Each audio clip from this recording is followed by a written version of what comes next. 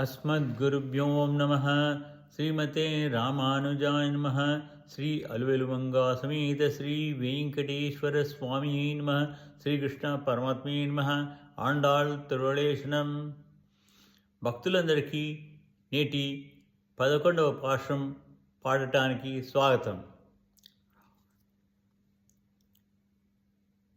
నీలాతుంగస్తనిగిరితటి సుప్త ఉద్బోధ కృష్ణం పారాత్వం సంశ్రుతిమధ్యాపయంతి శోచిష్టాయాం సజ్జనిగళితం yeah బలక్తృత్వ భుంక్త్వే గోదా తస్యై నమ ఇదమిద భూయవాస్తు భూయః. అన్నవయల్ పుదువయల్ ఆండాల్ அரங்கற்க பண்ணுதில் பல்பதியம் இன்னிசையால் பாடி கொடுத்தனர் பாமாலை பூமாலை சுடி கொடுத்தாளை சொல்லு சுடி கொடுத்த சுடிக்கொடியே தொல்பாவை பாடி எழுவ பல்வளாய் நாடி நீவேங்கிறவருக்கு இம்மாத்தம் நவனை நல்க.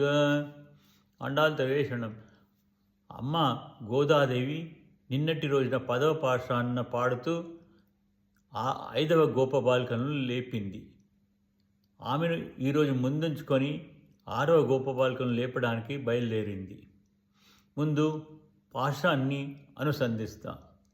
కత్తు కరవై కణంగల్ పలకరందు செத்தார் திலர் சென்று சர்ச்சையும் குத்தமன்றில்லாத கொதம் பொற்கொடியே புத்தல் பவல்கள் புன்வெலே போராய் சுத்தத்து தோழி மாறெல்லாரும் வந்து நின் முத்தமும் புகுந்து முகில் மன்னன் பேர் பாட சித்தாதே பேஷா ஜீஷல்வ பெண்டாட்டி నేతలో ఎంబావోయ్. ఆండాళ్ తిరువేషణం. చక్కని వయసులో ఉన్న పశువుల యొక్క అనేక మందల యొక్క పాలను ఒక్కొక్కరే పితకగలిగిన బలమున్నగల వారును ఎదిరించే శత్రువులను వద్దకే వెళ్ళి వారిని నిర్వీర్యులుగా యుద్ధము చేయు సామర్థ్యం కలవారును ఏ రకమైన అధర్మములు చేయక పరిశుద్ధ లయుండి గొల్లల యొక్క వంశమున జన్మించిన ఓ బంగారు తీగ తన పుట్టలో నిర్భయముగా విప్పకొనిన పాము యొక్క పడగవలే విశాలమైన సుందర నెమలివలే ప్రధాన త్వరగా విచ్చేయమ్మ.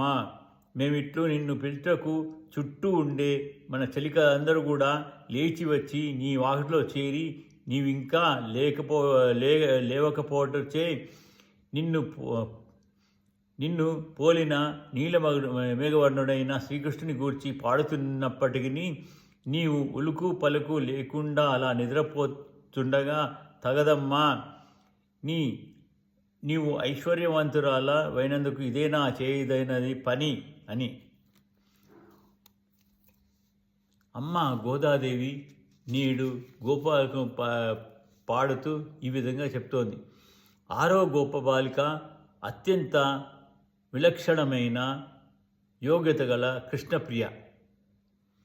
ఆమెను ఆండాళ్ ఈరోజు మేల్కొల్పుతోంది. భగవానుడు మనలో దోషాలను కూడా చూస్తాడు లేచి కానీ భక్తులు మనలో యోగ్యత లేకున్నా దాన్ని కలిగించి మరీ ఉద్యోగపజేస్తారు.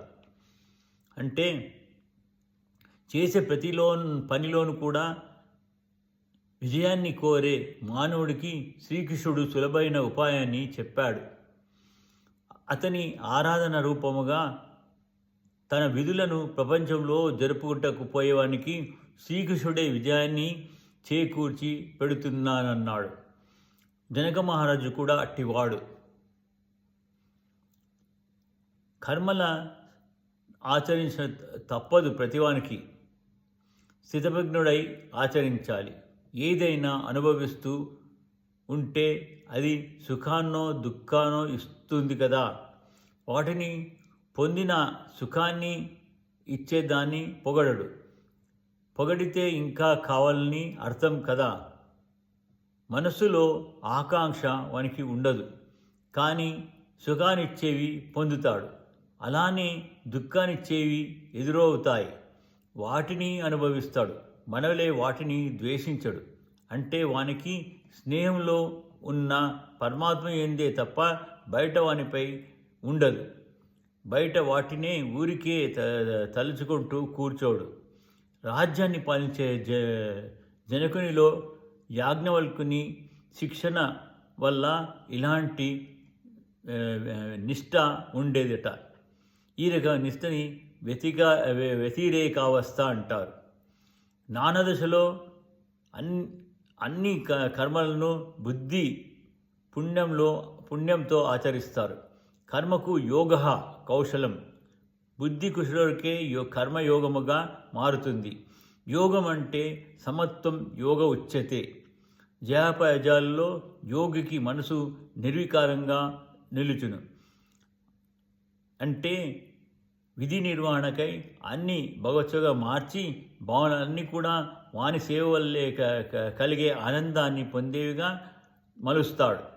అప్పుడు వారి విధులన్నీ కూడా వారికి ఆనందాన్ని ఇస్తాయి. భగవానుడే వీరి బాధ్యతలు తీసుకుంటాడు కనుక వారి సంపదలు అపరిమితం. గొప్ప కృష్ణేశ్వరం వల్ల వంశకీర్తి పెరుగుతుంది. అంటే అందము, ఐశ్వర్యము, వంశకీర్తి, అభిజాత్యము, ఇవి 3 వస్తాయి. ఈరోజు లేపబడే గోపికల్లో ఈ 3 ఉన్నాయి.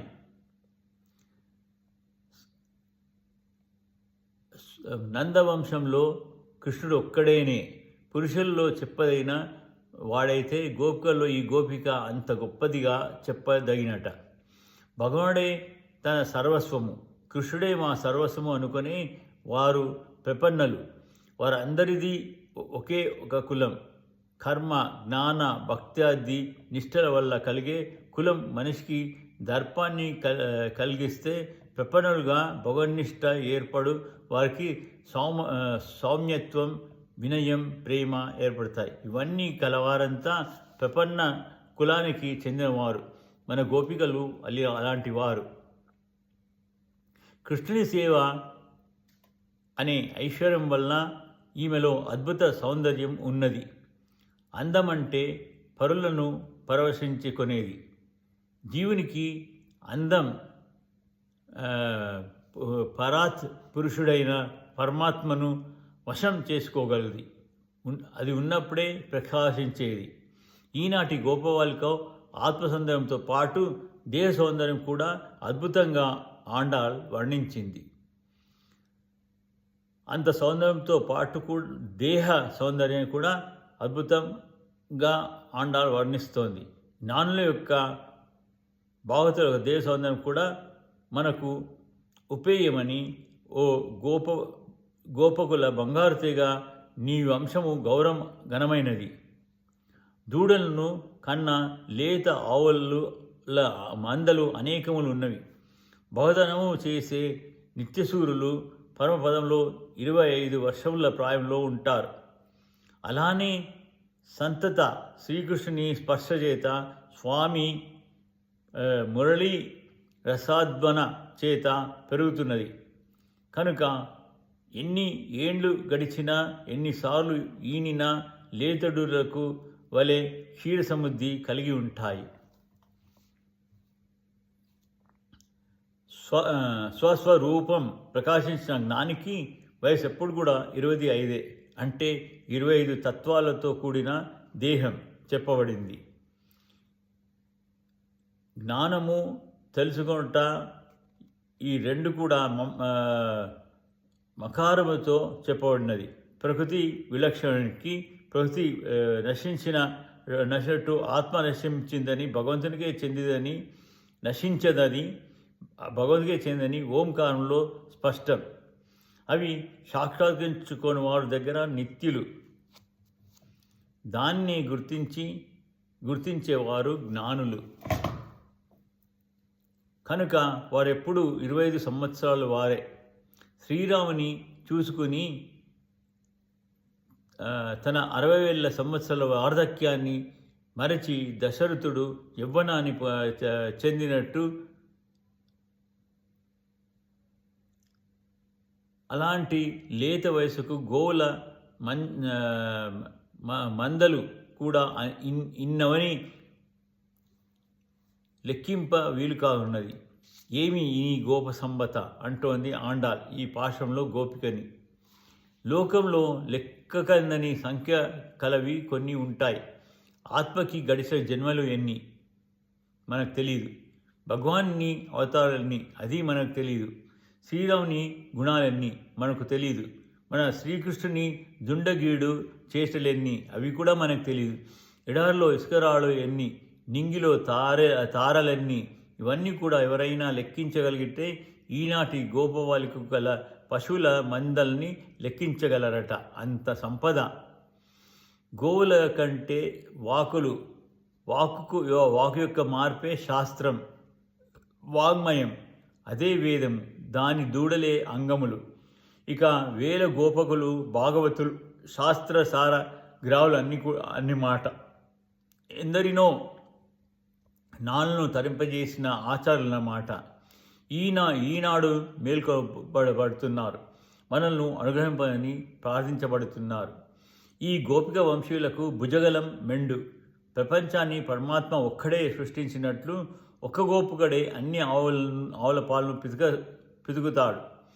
పాల కోసం ధర్మము కాదు, వాటి చేపునకు బాధపడితే చూచి జాలితో పితుకుతున్నారు. శ్రీకృష్ణుడికై పితుకుతున్నారు. ఇది వారి వృత్తి. వీరు శత్రువున్న చోటికి వెళ్ళి వారి బలాన్ని అణచివేస్తారు. అదే వీరి గొప్పదనం. శత్రువు వస్తే ఆత్మరక్షణ చేసుకోవాల్సి రావడం కూడా చేతగాని తనమేనట. అటువంటి వీరులున్నారనే రాత్రే బయలుదేరి ఇక్కడకు చేరారు. వీరిచ్చిన శిక్షణ వల్లనే కంసుడున్న చోటికి పోయి మరీ చంపాడు మన కృష్ణుడు. అటువంటి గొప్ప వంశంలో వాడైన నీవు మా ఆటంకాలు తొలగించాలి కదా. వీరు శత్రువులు కాదు అని లోపలి నుండి ఆమె పలికింది. నిజమే, మేము శత్రులం కాదు. అందుచేత మా దగ్గర బింకం లేకుండా ఎందుకు ప్రియులతో కూడా శత్రువులే దూరంగా ఉండడం తగునా? లేచి రావేలా అంటూ ఉన్నారు. వీరు జ్ఞానులు, వేదశాస్త్ర సారగ్రాహులు. వీరు శత్రు సంహారం చేస్తారు.